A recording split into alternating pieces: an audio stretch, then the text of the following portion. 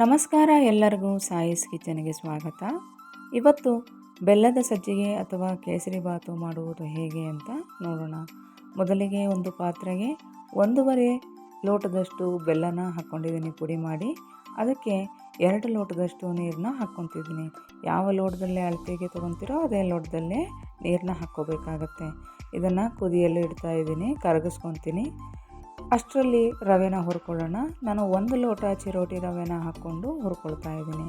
ಇದನ್ನು ಒಂದು 5 ನಿಮಿಷ ಚೆನ್ನಾಗಿ ಹುರ್ಕೋಬೇಕಾಗತ್ತೆ. ಇದು ಹುರ್ಕೊಂಡಾದ ನಂತರ ಇದಕ್ಕೆ ನಾನು ಒಂದು ಸ್ವಲ್ಪ ತುಪ್ಪನ ಮಿಕ್ಸ್ ಮಾಡ್ಕೊಳ್ತಾ ಇದ್ದೀನಿ. ಸ್ವಲ್ಪ ತುಪ್ಪ ಹಾಕ್ಕೊಂಡು ಹುರ್ಕೊಂಡ್ರೆ ನಮಗೆ ಹಗುರವಾಗಿ ಕೇಸರಿ ಬಾತು ಬರುತ್ತೆ. ಹಾಗಾಗಿ ಸ್ವಲ್ಪ ತುಪ್ಪ ಹಾಕ್ಕೊಂಡು ಹುರ್ಕೊಳ್ತಾ ಇದ್ದೀನಿ. ಚೆನ್ನಾಗಿ ಘಮ ಬರೋ ತನಕ ನಾವು ಇದನ್ನು ಹುರ್ಕೋಬೇಕು.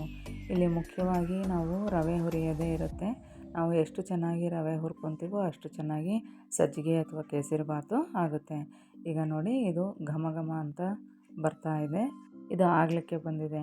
ನಾನು 1 ಲೋಟದಷ್ಟು ನೀರನ್ನ ಕುದಿಲಿಕ್ಕೆ ಇಟ್ಟಿದ್ದೆ. ಈಗ ಅದನ್ನು ಸ್ವಲ್ಪನೇ ಹಾಕ್ಕೊಂಡು ಚೆನ್ನಾಗಿ ಮಿಕ್ಸ್ ಮಾಡ್ಕೋಬೇಕು. ಇದನ್ನು ಗಂಟಿಲ್ಲದ ಥರನೇ ನಾವು ಕಲಿಸ್ಕೋಬೇಕಾಗತ್ತೆ. ಹಾಗಾಗಿ ಸ್ವಲ್ಪನೇ ಹಾಕ್ಕೊಂಡು ಮಿಕ್ಸ್ ಮಾಡ್ಕೋಬೇಕು. ಈಗ ಇದಕ್ಕೇ ನಾನು ಬೆಲ್ಲದ ನೀರನ್ನ ನಾನು ಕಾಯಿಸಿ ಇಟ್ಕೊಂಡಿದ್ನಲ್ವ, ಬೆಲ್ಲ ಕರಗಿಸಿ ಇಟ್ಕೊಂಡಿರೋ ಅಂತಹ ನೀರನ್ನ ಕೂಡ, ಬಿಸಿ ನೀರದು, ಕುದ್ದಿರೋ ಅಂತಹ ನೀರದು, ಅದನ್ನು ನಾನು ಇದೇ ರವೆಗೆ ಹಾಕಿ ಸ್ವಲ್ಪನೇ ಹಾಕಿ ಮಿಕ್ಸ್ ಮಾಡ್ಕೊಳ್ತಾ ಇದ್ದೀನಿ. ನಾನು ಇಲ್ಲಿ 1 ಲೋಟ ರವೆಗೆ ನಾನು 3 ಲೋಟದಷ್ಟು ನೀರನ್ನ ಹಾಕ್ಕೊಂಡಿದ್ದೀನಿ. ಅಂದರೆ 1 ಲೋಟ ಕುದ್ದಿರೋ ಅಂತಹ ನೀರು ಮತ್ತು 2 ಲೋಟ ನಾನು ಬೆಲ್ಲಕ್ಕೆ ಮಿಕ್ಸ್ ಮಾಡಿದ್ನಲ್ಲ ಆ ನೀರು. ಹಾಗೆ ಇದಕ್ಕೆ ತುಪ್ಪ ಕೂಡ ಹಾಕ್ತಾಯಿದ್ದೀನಿ. ಈ ತುಪ್ಪ ಒಂದು ಅರ್ಧದಿಂದ 3/4 ಲೋಟದಷ್ಟು ತುಪ್ಪ ಹಾಕ್ಕೋಬೋದು, ಅಥವಾ ನೀವು ತುಪ್ಪದ ಜೊತೆಗೆ ಎಣ್ಣೆ ಕೂಡ ಹಾಕಿ ಮಿಕ್ಸ್ ಮಾಡಿಕೊಂಡು ಹಾಕ್ಕೋಬೋದಾಗ್ತದೆ.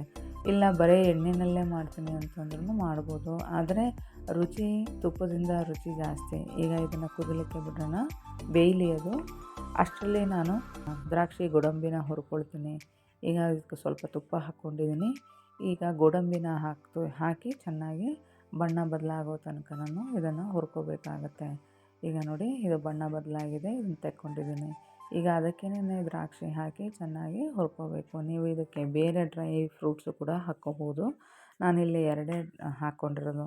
ಇದಕ್ಕೆ ಸ್ವಲ್ಪ ಕೇಸರಿ ಕೂಡ ಹಾಕ್ಕೊಳ್ತಾ ಇದ್ದೀನಿ. ಒಂದು 10ರಿಂದ 15 ದಳದಷ್ಟು ಹಾಕ್ಕೊಂಡಿದ್ದೀನಿ. ಅದು ನೀವು ಹಾಕಿದರೆ ಹಾಕ್ಬೋದು, ಇಲ್ಲ ಅಂತಂದರೆ ಇಲ್ಲ.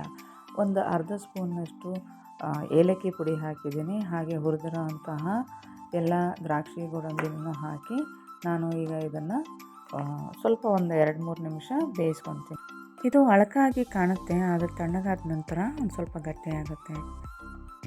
ಈಗ ಇದು ಆಗಿದೆ. ಇದನ್ನು ನಾವು ಸರ್ವ್ ಮಾಡೋಣ. ಧನ್ಯವಾದಗಳು.